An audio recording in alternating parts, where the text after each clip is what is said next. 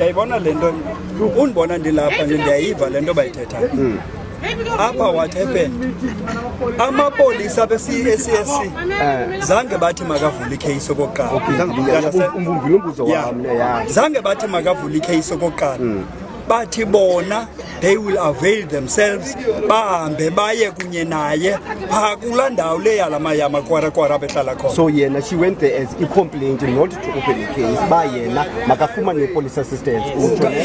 Whether ndifuna loo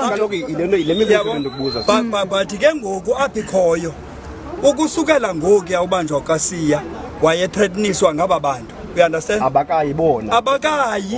Akho nto yenzekileyo and ngoku apho lento lena ukuba ngabana kunokwenzeka into phayana kuye nje mehleni nabantwana phayana. You understand? Who will take the responsibility?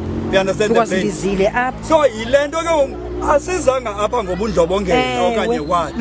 Eyona nto besiyifuna yento bangabana uza kondlala lento emveni obangabana yondlalile lento kufuneka afumane guidance emapoliseni ba sizawucase ke. We understand? Okanye sizawuhamba siye phayana sowonisha babantu. Siye nawe. Ayikho le kokhelisa amabhulu ingxaki apha bombi. Masenze le reporting ngendanga. Ingemnandanga. Nkosi yami. Kodwa sawuyenza. Zawuqala ngalento yokuqala 1. Lo mzabalazo wokugxotha abantu bokufika zintathu into esizilindeleyo kuwo. 1 i-character assassination. Sizawuphiliswa kakubi ngabantu ababenefitayo kule nto. Le into siyilindele. Number 2 zi-arrest sizawubanjwa kule nto siyenzayo. Okwesithathu sizawubulawa ngale nto siyenzayo. Ifuna ke ni-understand loo nto into yoba njengoba silapha kuyaxoxwa ngathi. So noba kwenzeka ntoni ke bahlali kule nto sizayithetha umzabalazo uyaqhuba. Nakanjani? Sisuke eMthatha, abanye basuka kuQumbu, abanye basuka koTsola, abanye basuka eBizana. Sizawuqhuba le nto siyiqhubayo. Singenile court. Usiya sambona semandleni. Fike wasincumela sabulisa sathetha naye. Wambona umama ekhaya. Bancumelana. Sayivuyela loo nto umyeni wakhe uyaphila. Akafanga. Siyo lapha ngaphakathi. Case kaSiya yapresentwa. Ipresentwa ke ento kokuba kuzofunwa ebail. Xa ke ubanjiwe ingekaxoxwa icase kuqale ukuthetha igqwetha lakho. Then abathutshisi bona balinde.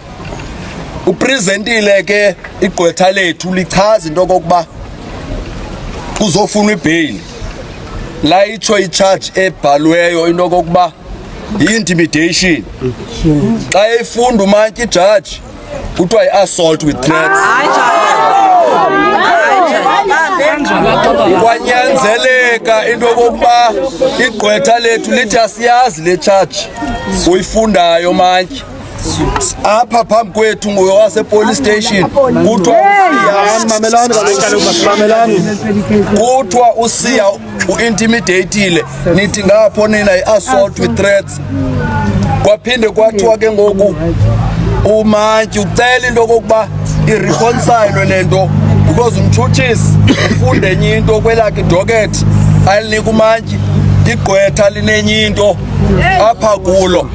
Iyaphekwa kaloku le case. Umuntu ophekayo kaloku umane imbizeyo ibilise aphinda ayithuphinda ayibilise aphinda ahlise isitofu kwenziwa loo nto. Sanikwa i-5 minutes yebreak into yoba hayi ayidibani le nto kaSiya. Uthi mantyi ndiphethe into ethi mna yi-assault with threats. Igqwetha lithi siphethe into ethi intimidation. Thethani into ibenye. Kwaphunywa ke salinda. Xa sibuyayo igqwetha lema entweni ethi sifumene thini into ethi emapoliseni uSiya ubanjelwe intimidation. Asiyazi leyo. Ngoku mantyi ke sasimvayo ebefuna ukwazi uba yintoni umahluko sathi wathi igqwetha umahluko le nto ibhalweyo ayifani. So u-end apha kumantye sithi i-bail application kaSiya uzawuthi apply ngqondo ukuba ivele nto ithethwayo apha ngumtshutshisi nale ithethwa ligqwetha alikaxoxwa ityala. I-bail ke yakhe ipostponelwe i-21. Mamelane ke i-21 uzawuba nemali mosusiya i-21 ngolwesibini ithi ke ngokuloo nto leyo lo mzabalazo kaSiya nathi iiprogram zethu siyaziqhuba. uSiya yisimboli yale nto siyenzayo e-Eastern Cape. Uba nge-21 kuzawufuneka engekho ndawo yohamba apha izakwenzeka loo nto. Bayasincedisa ke into yokokuba le nto kudala sibaxelela uba abayihoyanga le nto ye-immigrants ngalaa mini sizawube silapha ngobuninzi more than this one. Ndifuna ke xa ndizawunikela kwezi nkokheli zichaza uba umkhombandlela uthini, uba siphuma apha sithini, ndinik-ashorishe bahlali into yoba le nto yenziwa kuSiya izovusa i-revolution yase-Eastern Cape.